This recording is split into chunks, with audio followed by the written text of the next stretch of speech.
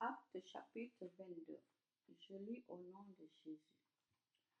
Frères et pères, écoutez ce que je vais dire maintenant pour me défendre.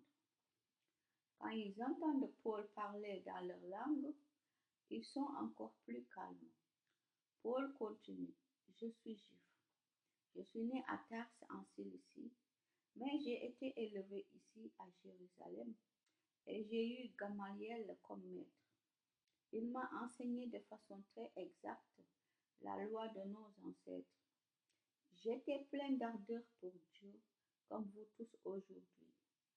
J'ai fait souffrir jusqu'à la mort ceux qui suivaient le chemin de Jésus. J'ai fait arrêter et jeter en prison des hommes et des femmes. Le grand prêtre et tout le conseil des anciens peuvent dire que c'est vrai. En effet, ils m'ont donné des lettres d'autorisation pour les frères juifs de Damas. Alors, je suis parti pour arrêter les chrétiens qui étaient là-bas, pour les amener à Jérusalem et les faire punir. Paul raconte l'appel du Seigneur. J'étais en route et j'approchais de Damas. Tout à coup, vers midi, une grande lumière venant du ciel a brillé autour de moi. Je suis tombé par terre et j'ai entendu une voix qui me disait, Saul, Saul, pourquoi est-ce que tu me fais souffrir? J'ai demandé, Seigneur, qui es-tu? La voix m'a répondu, je suis Jésus de Nazareth. C'est moi que tu fais souffrir. Ceux qui étaient avec moi voyaient la lumière, mais ils n'entendaient pas celui qui me parlait. J'ai demandé, Seigneur, qu'est-ce que je dois faire? Le Seigneur m'a répondu, relève-toi, va à Damas, et là on te dira tout ce que tu dois faire. J'étais devenu aveugle à cause de cette lumière si brillante. Alors, ceux qui m'accompagnaient m'ont pris par la main et ils m'ont conduit à Damas. Là, il y avait un homme appelé Ananias.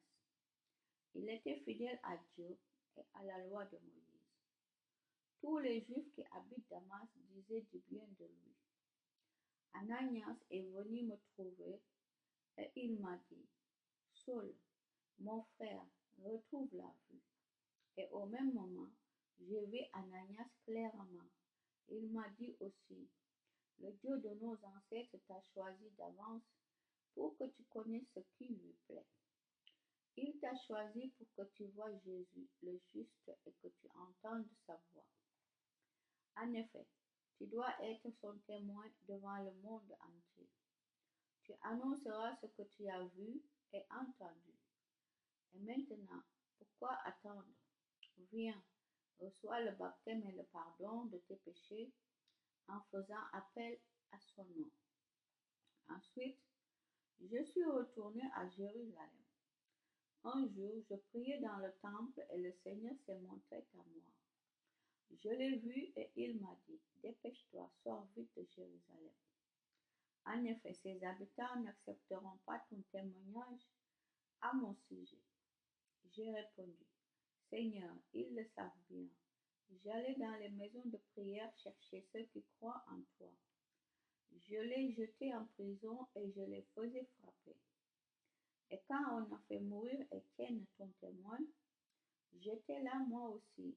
J'étais d'accord avec ceux qui le tuaient et je gardais leurs vêtements. Le Seigneur m'a dit, va, je t'envoie au loin vers tous ceux qui ne sont pas juifs.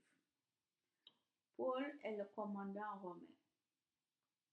Les gens ont écouté Paul jusqu'au moment où il dit ces mots. Mais maintenant, il se met à crier. Supprimez cet homme. À mort, il ne mérite pas de vivre. Ils poussent des cris, ils jettent leurs vêtements en l'air et font voler la poussière. Alors le commandant des soldats romains donne cet ordre. Faites entrer Paul dans la caserne et frappez-le à coups de fouet pour l'obliger à parler. Je veux savoir pourquoi la foule crie contre lui de cette façon. On va attacher Paul pour le fouetter. Mais à ce moment-là, il dit à l'officier qui est présent, vous voulez fouetter un citoyen romain que vous n'avez même pas jugé? Est-ce que vous en avez le droit? Quand l'officier entend cela, il va prévenir le commandant. Qu'est-ce que tu allais faire? Cet homme est citoyen romain.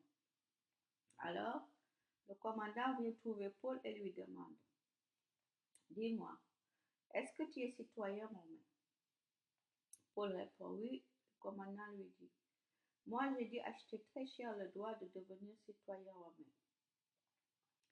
Paul répond, et moi je le suis depuis ma naissance. Ceux qui voulaient frapper Paul pour l'obliger à parler le laissent aussitôt. Quand le commandant se rend compte qu'il a fait attacher un citoyen romain avec des chaînes, il a peur. Paul devant le tribunal religieux. Le commandant veut savoir de façon sûre pourquoi des chefs juifs accusent Paul. Donc le jour suivant, il donne l'ordre aux chefs des prêtres et à tout le tribunal religieux de se réunir. Il libère Paul de cette chaîne, il le fait amener et le place devant eux.